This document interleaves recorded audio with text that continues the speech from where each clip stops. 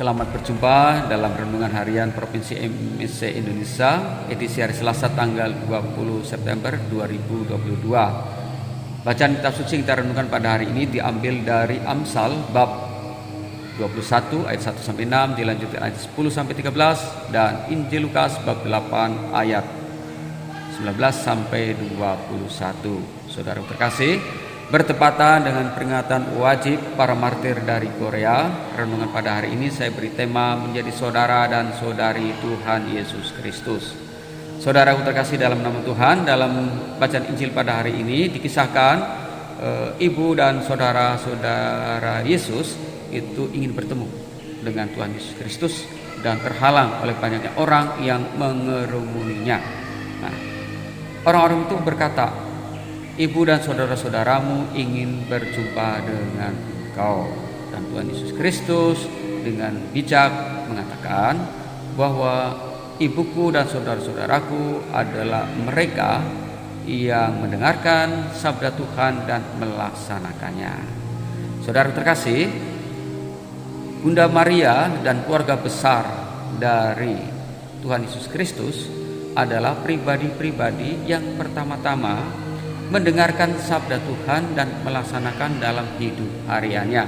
Di Bunda Maria waktu sebelum Yesus lahir pun sudah menjadi pendengar sabda Allah dan menjadi pelaksana sabda Allah sampai pada Yesus lahir menjadi murid-murid yang pertama.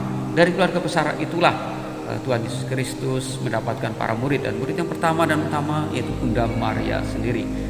Ya, saudara terkasih, sehingga jawaban Tuhan Yesus Kristus itu tidak menolak Bunda Maria, bukan, justru memuji peranan Bunda Maria sebagai pribadi-pribadi yang pertama dan utama yang mendengarkan sabda Tuhan dan melaksanakan dalam hidup hariannya.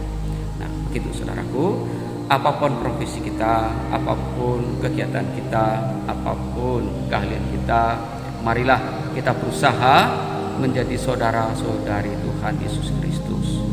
Di dalam bacaan pertama Amsal tadi dikatakan bahwa orang-orang itu seringkali menganggap jalan hidupnya itu lurus. Tetapi ingatlah bahwa Allah menguji hati setiap manusia, apakah rencananya jalannya itu lurus atau tidak.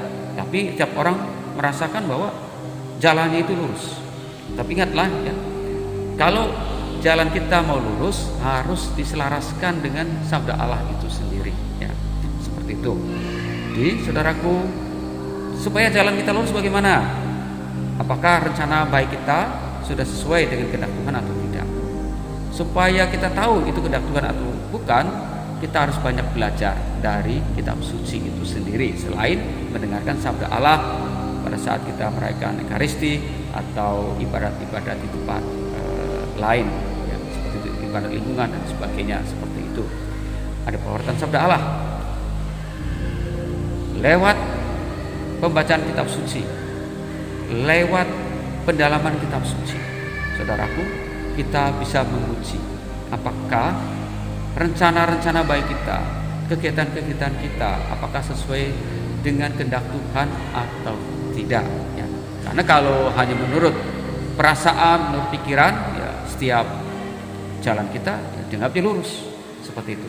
Makanya untuk mengujinya harus diselaraskan ya, dicocokkan dengan kitab suci ya, dengan kehendak Yesus atau tidak, seperti itu. Agar perbuatan-perbuatan baik kita, kegiatan kita sehari-hari itu bisa menjadi berkat bagi diri kita sendiri dan juga berkat bagi banyak orang. Dalam Amsal juga dikatakan, manakala kita mengabaikan jeritan-jeritan orang yang lemah, maka di saat yang sama, saat kita membutuhkan pertolongan Tuhan, Tuhan juga tidak akan menjawab doa-doa kita. Sebaliknya, kalau kita begitu peka, begitu mudah untuk memberikan bantuan kepada orang yang membutuhkan pertolongan, maka di saat kita membutuhkan pertolongan, Tuhan juga akan menjawab doa-doa kita. Saudaraku terkasih dalam nama Tuhan, bagaimana para martir yang menjadi sahabat Tuhan Yesus Kristus dengan jiwa raganya sampai langkah terakhir mengorbankan dirinya, maka kita juga bisa meneladan para martir itu, meneladan Bunda Maria itu juga dengan saudara keluarga besarnya juga demikian.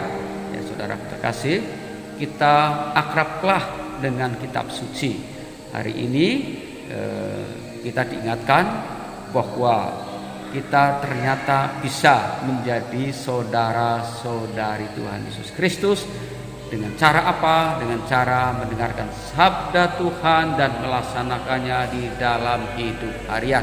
Semoga saudara terkasih, kita senantiasa menjadi berkat dan menjadi saluran berkat bagi banyak orang, dan pada akhirnya kita memperoleh keselamatan dari Tuhan Yesus Kristus, menjadi saudara dan menjadi saudari dari Tuhan Yesus Kristus itu sendiri. Dengan cara apa? Dengan cara melaksanakan kegiatan kita sehari-hari disesuaikan dengan kitab suci. Semoga demikian.